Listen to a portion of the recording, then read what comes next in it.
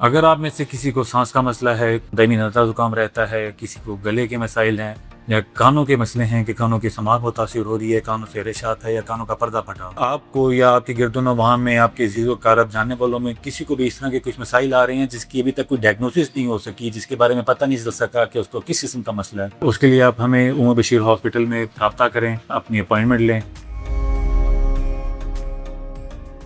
मेरा नाम है डॉक्टर अबू सदीक, माहिर अमराज नाक कान गला। आज मैं आपको एक बहुत ही इंटरेस्टिंग केस के बारे में बताना चाहता हूँ कि हमारे पास एक पेशेंट आया जिसको असर औकात रात के बाद सोते वक्त जिसका सांस रुक जाता था, माउथ ब्रीदर थी, मुंह खोल के सांस लेना, खराटे लेना। अगर आप पेशेंट को देखेंगे तो बहुत ही थिन लीन के ऐसा जो मसले हैं वो इस तरह के मरीजों के अंदर नहीं होते। जो थिन हो, लीन हो, वो अगर मोटापा हो किसी के अंदर तो आप, या नाक की हड्डी में टेढ़ापन हो तो उनके अंदर आप इस तरह के मसाइल वगैरह देखते। लेकिन उस बच्ची के अंदर जब हमने उसको नाक वगैरह चेक किया तो नाक भी बिल्कुल ठीक था, गला चेक किया तो गला भी बिल्कुल ठीक था। वो बच्ची को अक्सर औकात इस तरह के मसाइल की, उसका सांस रुक जाना, रात के वक्त सांस का उखड़ जाना, सोते वक्त ही वाले मसाइल आना, तो वो डिफरेंट डॉक्टर को चेक करवाती रही। किसी ने उसको कहा कि कोई स्ट्रेस है, किसी ने एंजाइटी का बोला, पल्मोनोलॉजिस्ट को चेक करवाती रही तो कुछ कहते रहे कि शायद अस्थमा के अटैक्स होते हैं, मेडिकल स्पेशलिस्ट को चेक करवाती रही तो इसी तरह के ही मामला जो हैं वो चलते रहे। उस बच्ची की हालत बेहतर होने की बजाय बिगड़ती गई। लेकिन जब वो हमारे पास आई तो हमने बिल्कुल एक डिफरेंट अप्रोच वो इख्तियार की। हमने सबसे पहले तो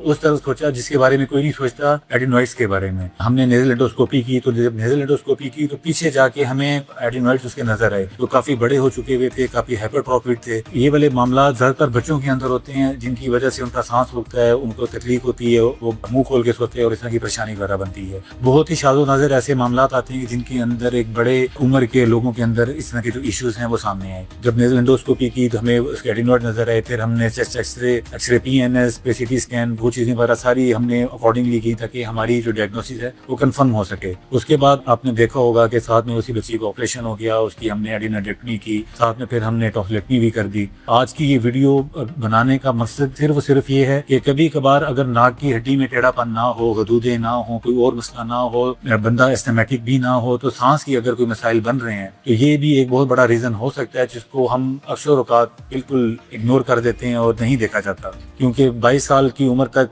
बच्ची बिल्कुल इग्नोर हुई है, उसके ऐसे मामला चलते रहे कि किसी ने भी उस तरफ, क्योंकि बहुत एब्सोल्यूट चीज है और अक्सर औकात हम लोग नहीं इस तरफ ध्यान देते। उम्र बड़ी हो गई है, एडिनोइड्स खत्म हो गए हैं तो इस तरह के मामला बन गए, लेकिन अल्हम्दुलिल्लाह उसका ऑपरेट हो गया, वो बिल्कुल ठीक है। अगर आप में से किसी को सांस का मसला है,